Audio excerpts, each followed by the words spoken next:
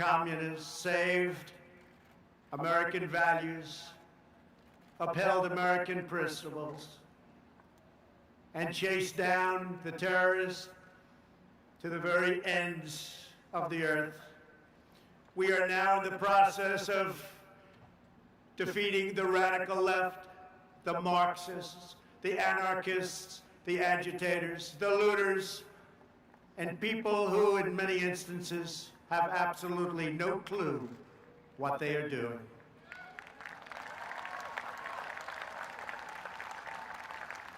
Our inventors, scientists, doctors, and researchers have improved the lives of billions and billions of people all around the world. Our brave astronauts planted the American flag on the moon, and America will be the first nation to land on Mars. All Americans living today are the heirs of this magnificent legacy. We are the descendants of the most daring and courageous people ever to walk on the face of the earth. We inherit their towering confidence, unwavering enthusiasm, their unbridled ambition, and their unrelenting optimism. This is the untamed spirit that built this glorious nation, and this is the spirit that burns brightly within the soul of every American patriot.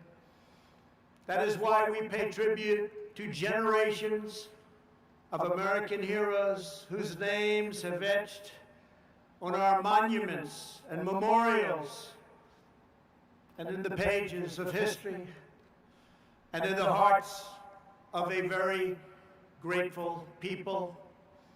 We will never allow an angry mob to tear down our statues, erase our history, indoctrinate our children, or trample on our freedoms.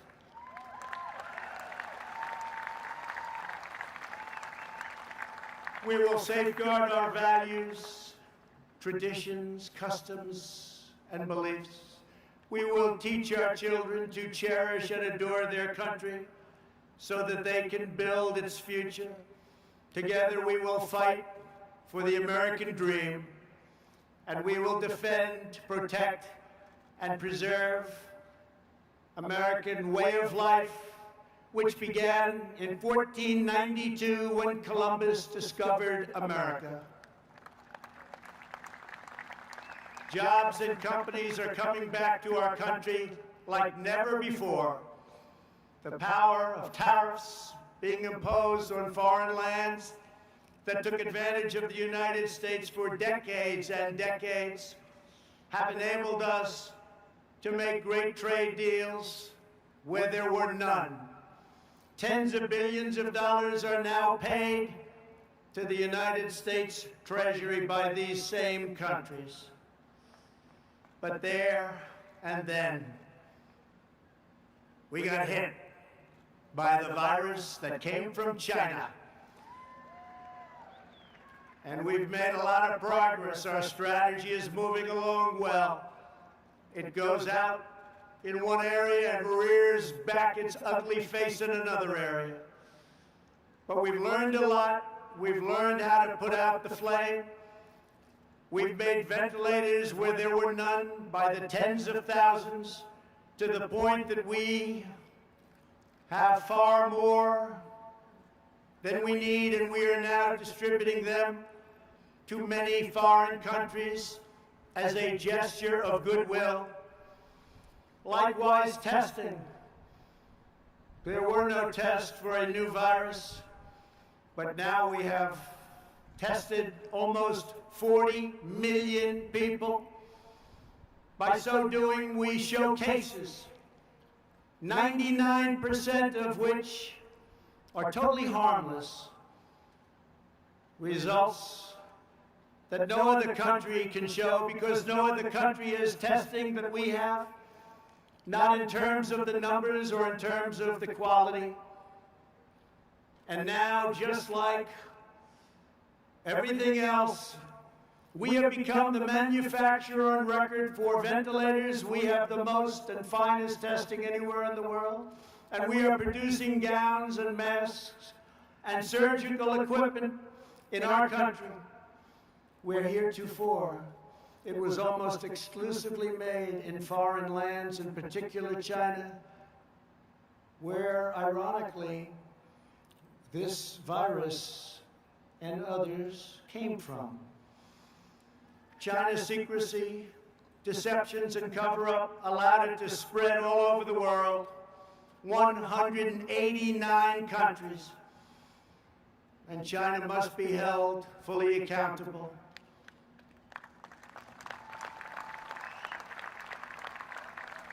With respect to remedies, we are now doing unbelievably well and are in deep testing on vaccines, treatments, and therapeutics. I want to send our thanks to the scientists and researchers around the country and even around the world who are at the forefront of our historic effort to rapidly develop and deliver life-saving treatments and ultimately a vaccine. We are unleashing our nation's scientific brilliance and will likely have a therapeutic and/or vaccine solution long before the end of the year.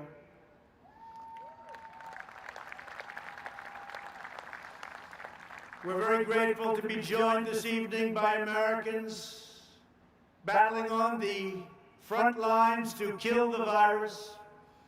I just want to say that America thanks you. Please stand, please. Thank you very much. Great, brilliant people. These are great and brilliant people. Thank you. And brave people. Our movement is based on lifting all citizens to reach their fullest God-given potential.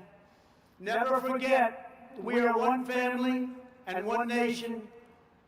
This rich heritage belongs to every citizen, young and old, first generation American. We want to go from first generation to 10th generation. It matters not. We are American. We are from the USA. This great heritage belongs to citizens of every background and of every walk of life. No matter our race, color, religion, or creed, we are one America, and we put America first. We will not allow anyone to divide our citizens by race or background. We will not allow them to foment hate, discord, and distrust. We will hold fast and true to the sacred loyalties that link us all as neighbors, as Americans, and as patriots. In every age, there have always been those who seek to lie about the past in order to gain power in the present. Those that are lying about our history, those who want us to be ashamed of who we are not interested in justice or in healing. Their goal is demolition. Our goal is not to destroy the greatest structure on earth, what we have built, the United States of America, to build a future where every family is safe, where every child is surrounded by love, where every community has equal opportunity, and every citizen enjoys great and everlasting dignity. Our past is not a burden to be cast away. It is not a miraculous foundation that will lift us to the next great summit of human endeavor. This incredible story of American progress is the story of each generation, picking up where the last finished, linked by time, by fate, and the eternal bonds of our national affection. Those who would sever those bonds would cut us off from the wisdom, the courage, the love, and the devotion that gave us everything we are today and everything we strive for tomorrow. We cannot let that happen. We will not throw away our heroes. We will honor them, and we will prove worthy of their sacrifice. These are great heroes. Let me also say a word to those in the media who falsely and consistently label their opponents as racists, who condemn patriotic citizens, who offer a clear and truthful defense of American unity. That's what our people are doing. We want a clear and faithful defense of American history, and we want unity. When you level these false charges, you not only slander me, you not only slander the American people, but you slander generations of heroes who gave their lives for America.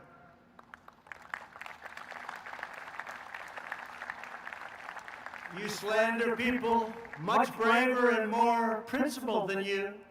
You're slandering the young men who raised the flag at Iwo Jima and those who perished fighting for freedom in the Civil War. You slander them. You are dishonoring their great legacy and their memory by insisting that they fought for racism and they fought for oppression. They didn't fight for those things. They fought for the exact opposite. We will not let the legacy of these heroes be tarnished by you. The more you lie, the more you slander, the more you try to demean and divide, the more we will work hard to tell the truth, and we will win.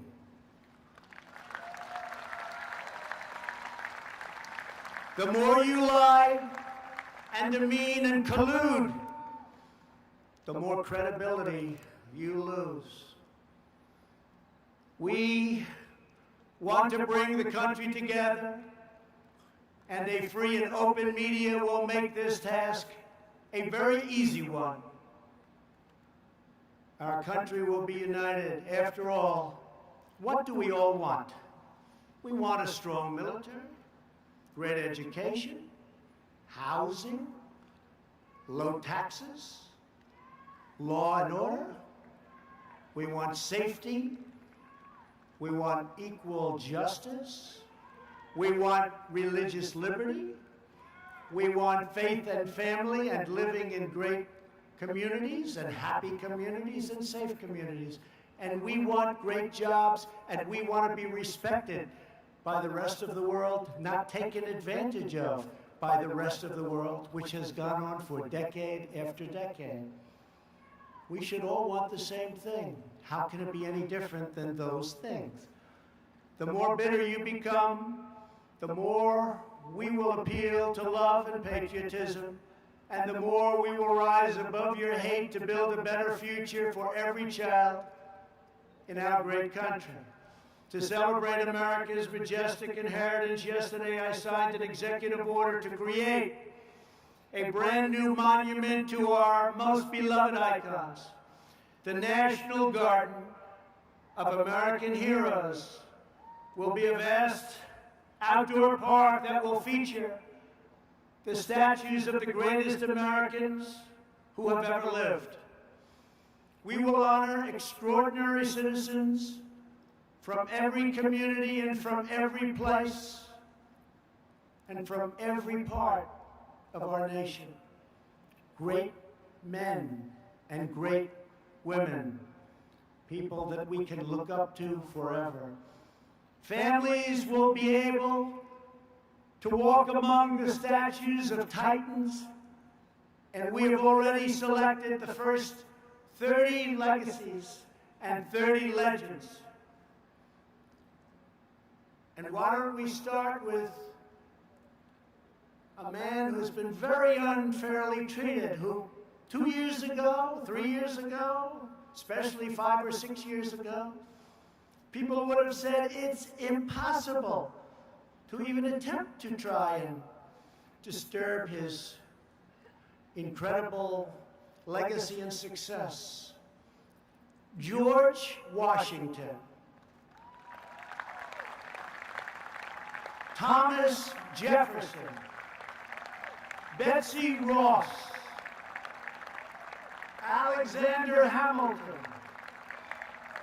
Benjamin Franklin, John Adams, James Madison, Dolly Madison, the great Frederick Douglass, Abraham Lincoln, Harriet Tubman, Harriet Beecher Stowe, Joshua Lawrence Chamberlain, Clara Barton, Daniel Boone, Davy Crockett, Henry Clay, Susan B. Anthony, Booker T. Washington, Orville and Wilbur Wright, who are looking down, and you're going to see some planes like you have never seen before, because we build them better than anybody in the world. Greatest Air Force, the greatest fighters, the greatest everything. You're going to be seeing something. I just wonder what Orville and Wilbur would have been thinking if they ever got to see that. But they're looking, they're checking it out right now along with us. Amelia Earhart, a great, great athlete. No matter where he went, he was the best athlete. Jackie Robinson. George S. Patton, General Patton. He didn't know how to lose. He didn't know how to lose. General Douglas MacArthur. Audie Murphy. The great Billy Graham. An incredible man, respected by everybody, Martin Luther King. President Ronald Reagan. Christa McAuliffe, and Antonin Scalia.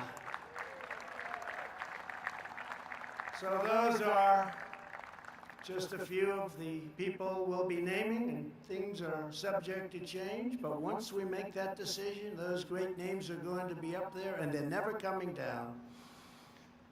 They have just been an incredible group, and we are going to do this in a very democratic way, frankly. We're going to take names and suggestions. We're going to have committees, and we're going to pick the greatest people that this country has ever known, the most respected people, the people that helped us the most, and the people that we can look up to, and that our children and grandchildren and great-grandchildren can look up to into the future.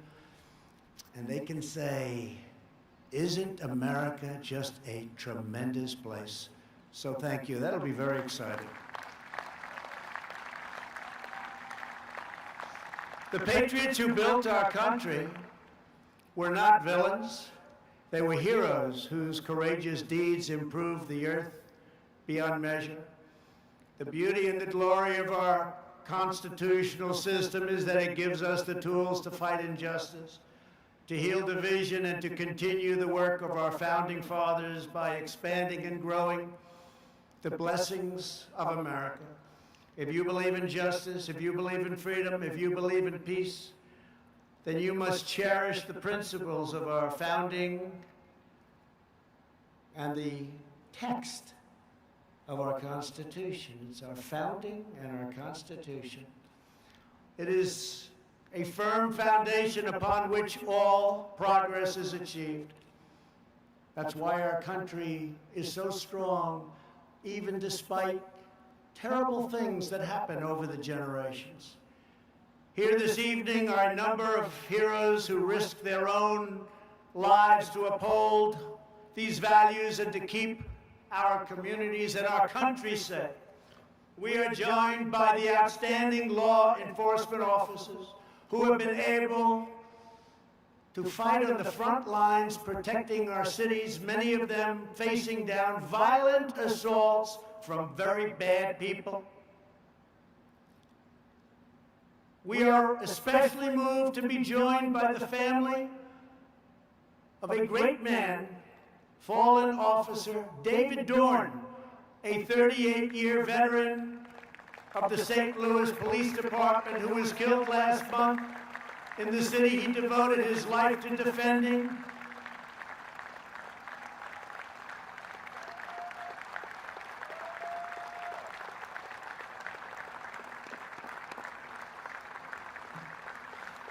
And to David's great family, I want to thank you very much. The American people will always support the courageous men and women of law enforcement, and nobody embodies that better than David. Thank you very much. Please.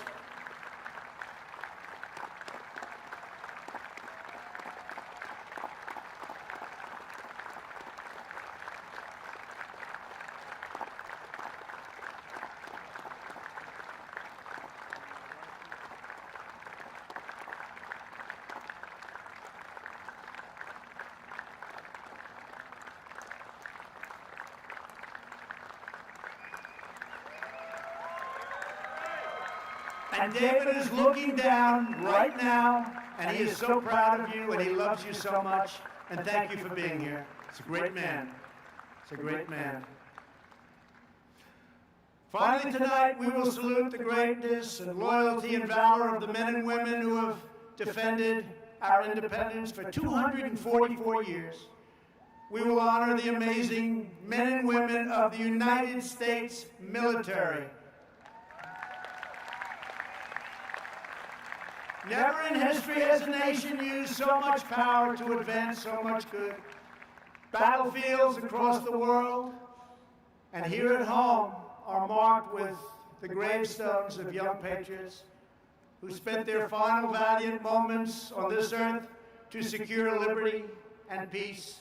Every child should be taught the military heroes who fought and died to make us free. These are great, great people. These are great, great heroes indeed. And our greatest leaders and heroes should be recognized and even immortalized for coming generations to see. You know that. This will make our country even stronger, long into the future. In a few moments, we will bear witness to awesome aircraft representing every major military conflict over the last 75 years. These planes once launched off massive aircraft carriers in the fiercest battles of World War II. They raced through the skies of Korea's MiG Alley. They carried American warriors into the dense fields and jungles of Vietnam. They delivered a swift and sweeping, you know that sweeping, it was swift and it was sweeping like nobody's ever seen anything happen. A victory in Operation Desert Storm. A lot of you were involved in that. A lot of you were involved. That was a quick one. And they've gone on to dangerous missions all around the world to take out enemy terrorists and bring our soldiers home safely. As you know, we've killed this last year the two leading terrorists of the last 10 years, al-Baghdadi and Soleimani, killed, gone, over. We have worked to fully rebuild the armed forces of the United States. No enemy on earth stands a chance. $2.5 trillion we've invested, all made in the USA. We've never had anything near the power and the equipment that we have right now. We did that over the last 3 years. Everywhere these aircraft have flown, they've rained down American thunder, delivered American justice, and they have fiercely defended every square inch of American sovereignty. In their steel frames, broad wings, and roaring engines, we see the story of America's daring defiance, its soaring spirit, and undying resolve. Throughout our history, our country has been tested and tried, but we have always fought to victory. Whenever our way of life has been threatened, our ancestors have responded with the same resounding answer as those first patriots who fought for independence. We are Americans, and we never back down, we never give in, and we never give up, and we will never yield defense of our nation. We love our nation. We will only fight to win. Today we thank God for the gift of life and for the blessing of liberty. We honor the legends of our history, the glories of our founding fathers, and the giants of the past, the heroes of today, who keep us safe, who keep us strong and proud, and who keep us free. Once again, happy July 4th to all. Our country is in great shape. Our military has never been stronger, and many, many good things are going to happen. Next year will be one of the greatest years we've ever had. I want to thank our men and women. They are so good, of the National Park Service, Air Traffic Control, and the United States military. God bless you. God bless our heroes. God bless America. And now, let the flyovers begin. Thank you very much.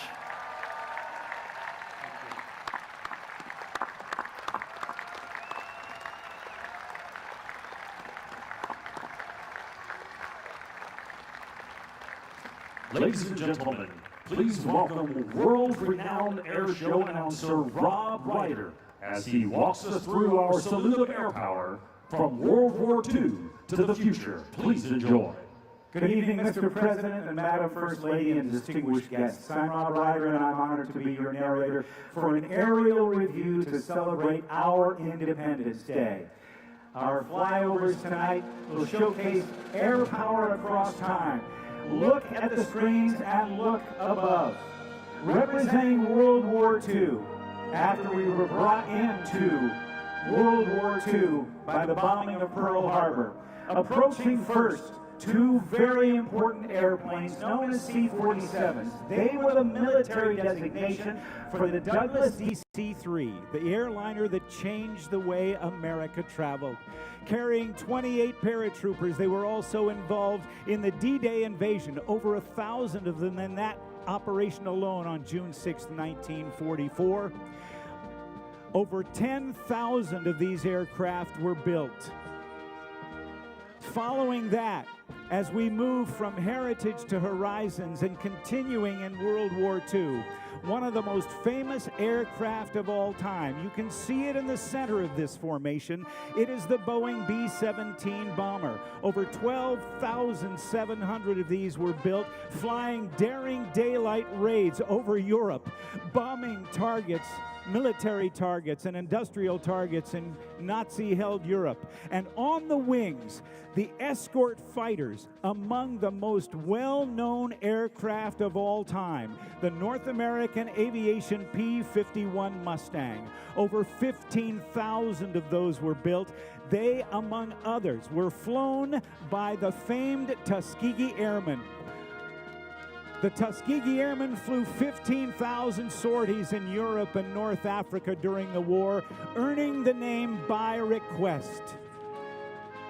The radial engines on the B-17, the V-12 liquid-cooled Rolls-Royce designed Packard-built Merlin engines powering all of those aircraft.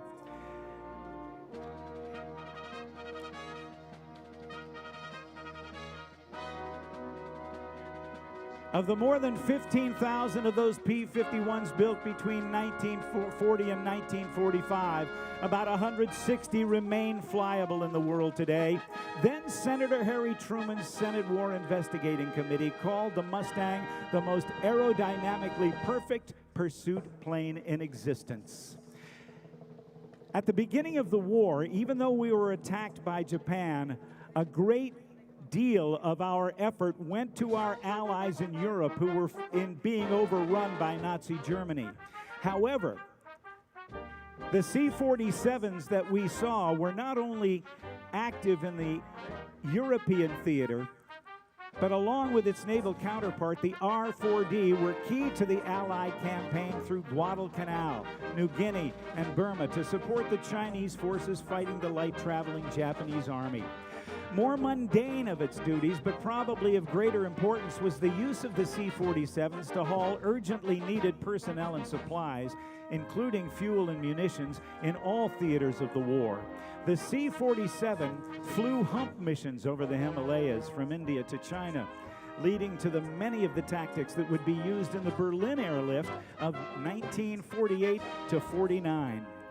As the war in Europe wound down, the P-51 Mustang became more common. Eventually, with the capture of Iwo Jima, it was able to be used as the bomber escort during Boeing B-29 Superfortress missions against the Japanese homeland. But our fighting men and women were being pounded by the Japanese at every turn in the Pacific. They and those at home needed a morale boost. President Roosevelt put his military planners to work on an audacious plan to bomb the Japanese homeland. That island country hadn't been attacked on its own soil in over 2,000 years, and they felt invincible. Depending on whose accounts you read, Lieutenant Colonel Jimmy Doolittle and a general from the Army Air Force sat in a restaurant, and Doolittle hatched a plan that the general initially laughed at, but after a while thought it might work. It was to involve types of military hardware never intended to work together. And on April 18th, 1942, just 4 months after Pearl Harbor, two of these aircraft approaching from the right, the B-25 Mitchell bombers, that normally took a third of a mile to take off, were launched from the USS Aircraft Harrier Hornet in only 467 feet. The damage these 16 planes did to the Japanese homeland was minimal, but their feeling of invincibility was broken, and they kept much-needed personnel back for homeland defense. It was a strategic turning point in the war and remains to this day the air mission against which all other air missions have been measured. The largest plane in our Army Air Force inventory in World War II was the 99-foot-long, 140-feet wingspan of the Boeing B-29 Superfortress. It pushed the bounds of technology with a first-ever pressurized crew compartment and a radically advanced analog fire control system that allowed one gunner and a fire control officer to direct 4 remote machine gun turrets. The Superfortress, I should say, would have the greatest impact of any aircraft in the Pacific theater. On August 6, 1929, a B-29 named Enola Gay would drop the first atomic bomb on Hiroshima.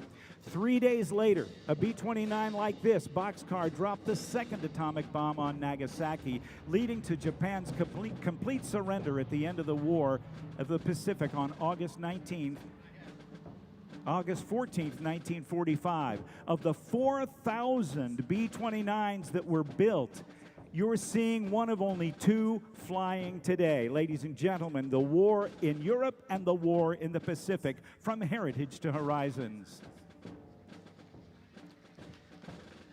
The Korean War, the conflict between the Democratic People's Republic of Korea and the Republic of Korea, South Korea, reached international proportions in June of 1950, when North Korea, supplied and advised by the Soviet Union, invaded the South. The United Nations, with the United States as the principal participant, joined the war on the side of the South Koreans, and the People's Republic of China came to North Korea's aid. Aerial warfare was a large factor in Korea. It was the first jet war. However, Piston engine aircraft were still used in a great way during the Korean conflict. And as we see that B-29 flying off to the side, in just a moment, we will be seeing an airplane known as the A-26 Invader. Initially designed to replace 3 other twin-engine World War II airplanes, it was so good that it served ably in World War II, Korea, and even in Vietnam. It flew the first and last combat missions in the Korean conflict, and as a light bomber and attack aircraft, Invaders typically bombed truck convoys and trains, but also engaged MiG fighters. The two 18-cylinder Pratt & Whitney radial engines developed 2,000 horsepower each, giving the Invader the capability to carry 11,000 pounds of munitions at a speed of more than 350 miles per hour. And in 1940, Chance Vought Corporation built what was then the fastest single-engined aircraft ever built, the F-4U Corsair. The bent wing bird, as it was known, it achieved a forward speed of 400 miles per hour with its 2,000 horsepower R2800 Pratt & Whitney radial engine. The Japanese soldiers dubbed it Whistling Death because of the sound it made during its ground attack missions. But an air-to-air role, it racked up an impressive 11-to-1 aerial victory ratio against Japanese planes. The Corsair remained in production longer than any other single-engine piston-driven fighter, with the last one coming off the production line in late 1952. In late 1952, September of that year, Marine Captain Jesse Fulmer, flying a piston-driven F-4U Corsair, shot down a MiG-15 jet and was awarded the Silver Star by the President. In all, 12,571 Corsairs were built by Chance Vought, Brewster Aircraft, and, believe it or not, the Goodyear Tire and Rubber Company of Akron, Ohio.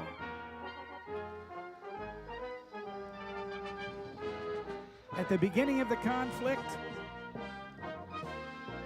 our straight-wing Lockheed Shooting Stars were totally outclassed by the swept-winged Russian MiG, but we rushed into production a swept-wing fighter by North American Aviation called the F-86 Saberjet.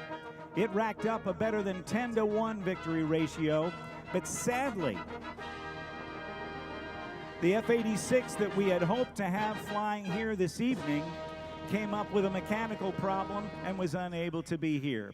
Coming through on the screens now from the right, you can see the Douglas Invader, the light bomber. In the picture with it, you can see the bent wing bird on that Chance Vought Corsair with its huge engine and a huge propeller. And then from P-51 to F-51 as the new designation of the young United States Air Force. On the right wing, the Mustang also served ably during the Korean conflict. Let's listen.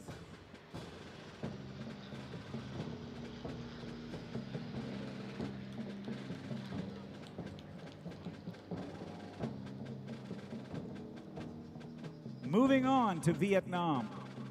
The Vietnam War pitted the communist government of North Vietnam against South Vietnam. And during the war, the United States relied on the helicopter in combat as never before.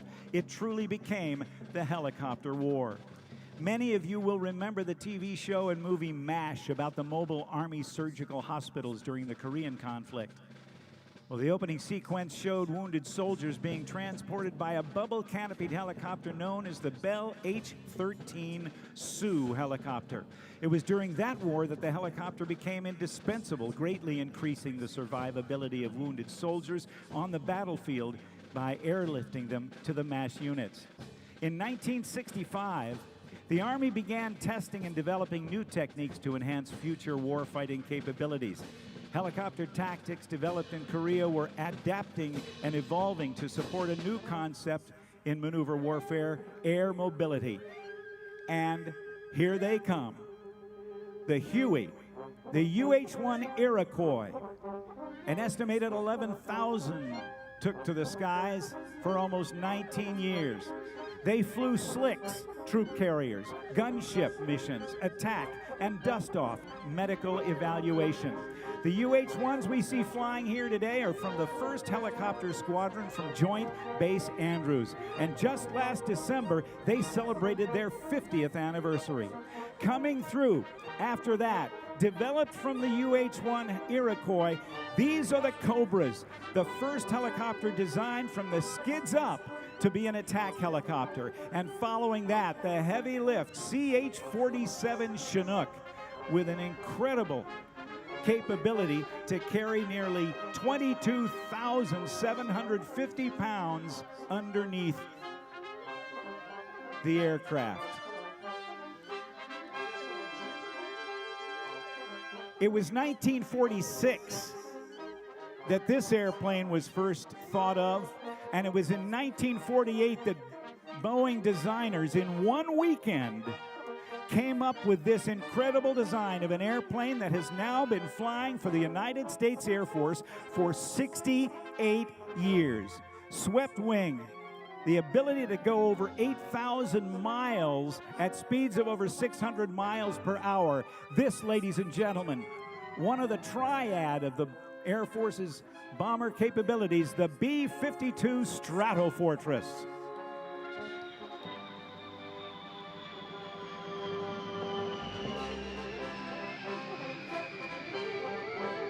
Dropping tens of thousands of tons of bombs during the Vietnam conflict.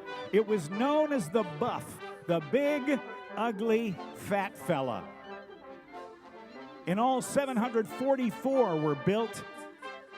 About 75 still remain in service today and is expected to remain so until 2040. I am told that grandfathers, sons, and grandsons have all flown the B-52 bomber in the course of those 68 years. Moving now to Desert Storm, and in August of 1990, Iraqi forces under the control of Saddam Hussein invaded the sovereign nation of Kuwait in the Middle East. Kuwaiti forces were quickly overwhelmed by the Iraqi Republican Guard divisions, and in the coming months, the United States led a coalition to force the withdrawal of Iraqi forces from Kuwait. And on a dark, quiet morning in January, only feet above the Kuwaiti desert, 8 Apache helicopters from the 101st Airborne Division fired the first shots of Operation Desert Storm. Apaches destroyed 2 Iraqi early warning radar sites, blinding Iraqi radar and air defense forces and setting conditions for the beginning of the larger air campaign by the Air Force and the Navy. The Apache, still the most advanced attack helicopter today, is commonly referred to as a flying tank, able to survive in highly contested environments while inflicting maximum damage to enemy targets day or night in poor weather conditions. Also serving in that war, the UH-60 Black Hawk helicopter by Sikorsky, the Army's utility tactical transport helicopter.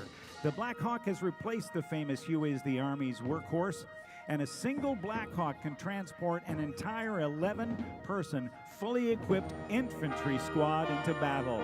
Over the years, the UH-60 has been constantly upgraded with more powerful engines and other improvements. Here come the helos. And as they approach, let me tell you about the next airplanes coming through. Ever since World War I, the first air war, where the average life of a fighter pilot was only 3 weeks, achieving air superiority has been the goal of military planners. An airplane that first flew in 1972 and entered service in 1976 has long been considered an air superiority fighter, the F-15 Eagle. Capable of speeds at more than 2.5 times the speed of sound, Mach 2.5, or for us non-fighter pilots, that's 1,875 miles per hour. The single-seat F-15C and its younger brother, the 2-seat F-15E Strike Eagle, have dominated the skies in any battle situation with power, maneuverability, and a wide variety of weapons. Its kill ratio is unmatched. 104 aerial combat victories and 0 losses. The incredible thrust-to-weight ratio of the Eagle enabled it to set a number of world records, including a time-to-climb record of 98,400 feet. That's 18.5 miles in just under 2.5 minutes. The Strike Eagle utilizes a second crew member and advanced radar and avionics to enable it to become the lethal ground attack aircraft. At the beginning of the Gulf War, Strike Eagles flying at 600 miles per hour, 100 feet above desert sands, used terrain-following radar, lights out, to take out Saddam's early warning radars. Overhead now, we see the Apache helicopters, followed by the UH-60 Blackhawks.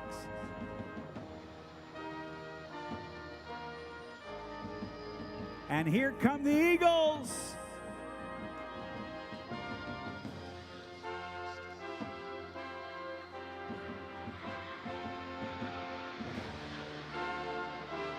I know a lot of you have your cameras up, but if you don't, how about a round of applause for what we've seen thus far? The events of September 11th, 2001 changed the world and forever reshaped history. Our brave servicemen and women are still committed to keeping Americans safe today, and approaching in just a moment are a few of the many aircraft that have served vital roles in the war on terrorism. Igor Sikorsky, the father of the modern helicopter, overcame significant aerodynamic and physics challenges in his development of rotary winged flight.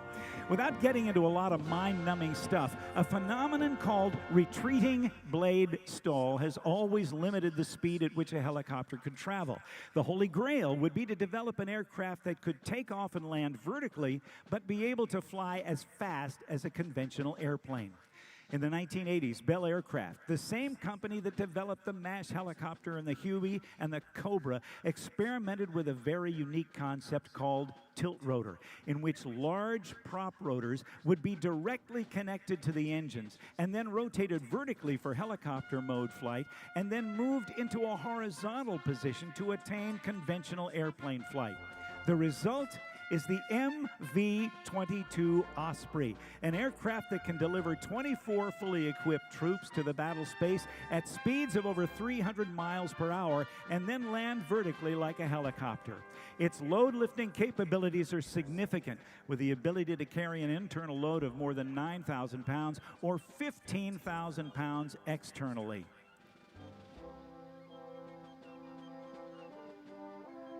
The pilot of the Osprey has to have his or her left thumb working, because if it doesn't, they can't rotate those prop rotors down.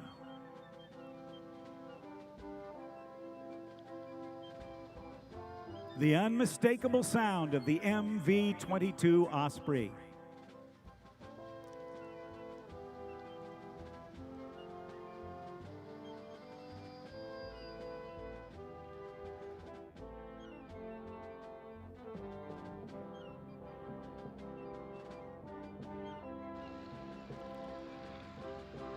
An integral part of the team fighting the global war on terror is the U.S. Coast Guard, that has the responsibility of patrolling and protecting 100,000 miles of U.S. coastline and inland waterways. In existence since 1790, it's the smallest branch of our military. In fact, the entire active duty force of the Coast Guard could fit into Nationals Park. Here we see, in formation, in the lead, the Sikorsky Jayhawk and the MH-65 Dolphin helicopter.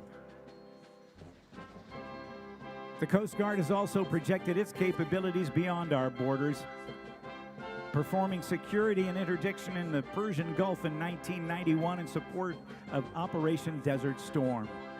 Carrying the largest conventional payload of both guided and unguided weapons in the United States inventory is the multi-mission B-1B, which, along with the B-52 and the B-2, are part of the three-legged stool of America's strategic long-range bomber force. The B-1 Lancer, or the Bone as it is known, look at this. A 181-foot wingspan can fold them back to 78 feet.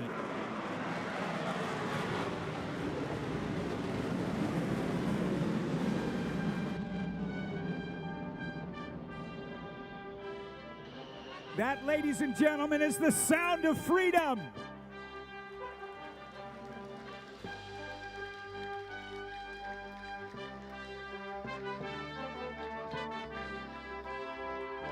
And only a few airplanes were so successful that their names were passed down to a second generation of aircraft. And the two airplanes built on Long Island have that distinction. From World War II, the Republic P-47 Thunderbolt, and 30 years later, the Fairchild Republic A-10 Thunderbolt II.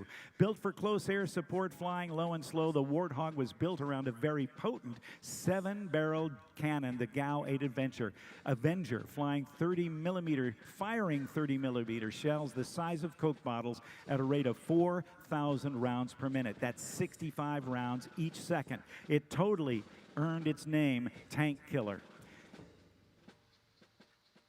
The future is now. Since the early days of aviation, air crews have wanted to get more gas without having to land and keep going. Early attempts to refuel in midair involved a guy standing on the wing of an airplane while another flew overhead, dangling a hose. But over the years, the art of aerial refueling, or if I may use the indelicate phrase, passing gas, has become refined. Since just after World War II, though, there have been basically only 3 different airplanes from the Air Force tasked with the job of mid-air refueling. One of those, the KC-135 Stratotanker, has been in service since the late 1950s, but it is going to be replaced with a new KC-46A Pegasus. It may look familiar to you because it's based on the Boeing 767 airliner. Passing gas at 1,200 gallons per minute, 25% faster than the old KC-135. It's a marvel of modern technology. It's kind of like going from a car with a cassette player, you remember those, to a brand new vehicle with Apple CarPlay. Additionally, the Pegasus will offer significantly increased cargo, passenger, and aeromedical evacuation capabilities.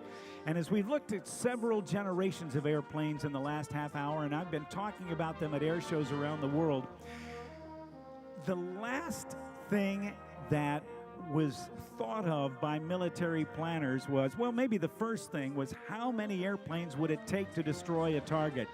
Well, now it's changed. It's how many targets can one aircraft destroy? Approaching now one of the most unique aircraft, even in service since 2003. This is the B-2 Spirit. Following along behind the KC-46, and the aircraft now in sight, a flying wing, Jack Northrop's dream from 1949 with a 186-foot wingspan. Doesn't look like anything we've ever seen. It can carry conventional bombs from 500-pounders to the GBU-57, or even the 30,000-pound massive ordnance penetrator to nuclear weapons. The B-2, only 20 of them in existence, will continue to serve our country for many years to come. Overhead now, the F-22 Raptor. The Raptor's 2 engines produce a total of 70,000 pounds of thrust, and its stealthy design allow it to accelerate faster than the speed of sound without using the afterburner. It's called Super Cruise. In its air show performances, the Raptor shows incredible maneuverability, able to do a backflip, almost standing still in the air at 3,000 feet, or doing a tail slide, nose straight up, going backwards under complete control. And the newest fighter aircraft for the United States military is the F-35 Lightning II, named after the famed World War II P-38 Lightning. There's a version for the Air Force, one for the Navy, one for the Marine Corps, and 8 partner nations share those airplanes as well. They give the U.S. and its allies the power to dominate the skies anytime, anywhere.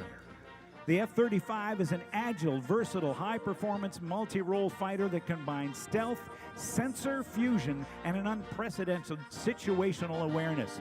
The F-35's helmet-mounted display is the most advanced system of its kind.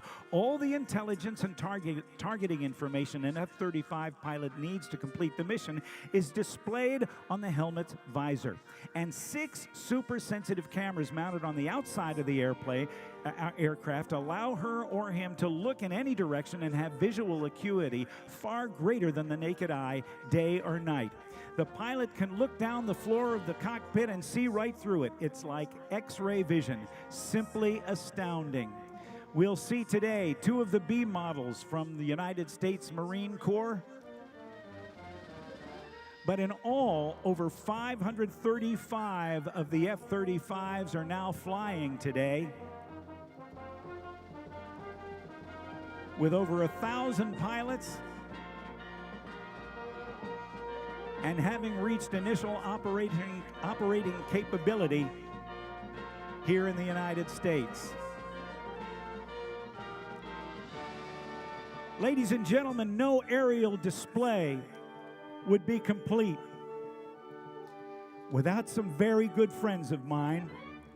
They represent the greatest military jet demonstration teams on the face of the earth.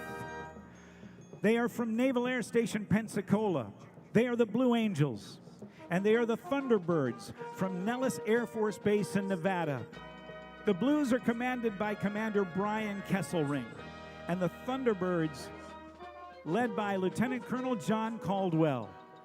The Thunderbirds flying the F-16 Fighting Falcon that has been in service with the United States since the mid-1970s. And the Blue Angels flying the famed FA-18 Hornet, also in service with the United States Navy and Marine Corps since the 1970s as well. I want you to join with me as we wait for these aircraft to approach. They have been flying missions all over the country, supporting the work done by so many during this COVID crisis.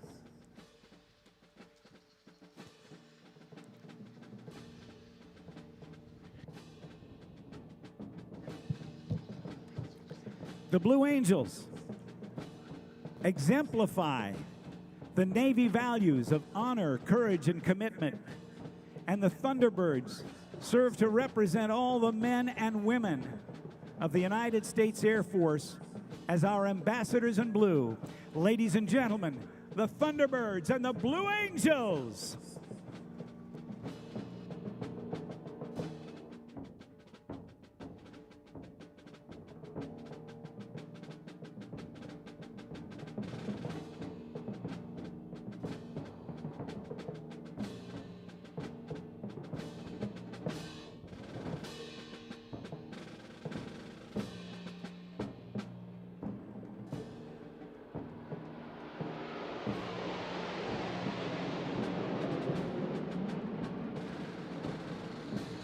Put your hands together for the Blues and the Birds. Ladies and gentlemen, the President's Own United States Marine Band and the Navy Sea Chanters will now perform a special selection in honor of our nation's birthday, America the Beautiful.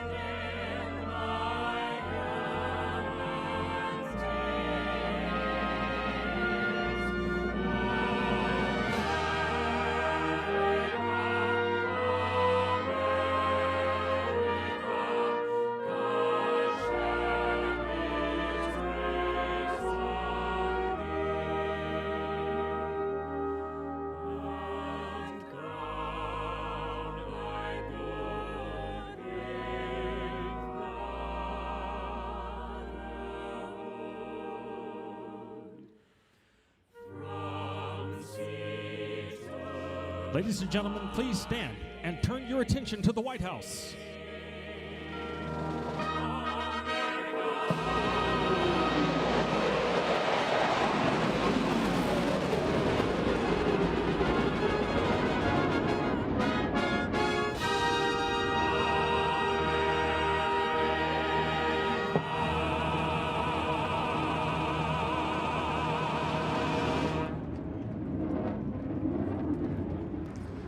Ladies and gentlemen, please join us in the singing of God Bless America.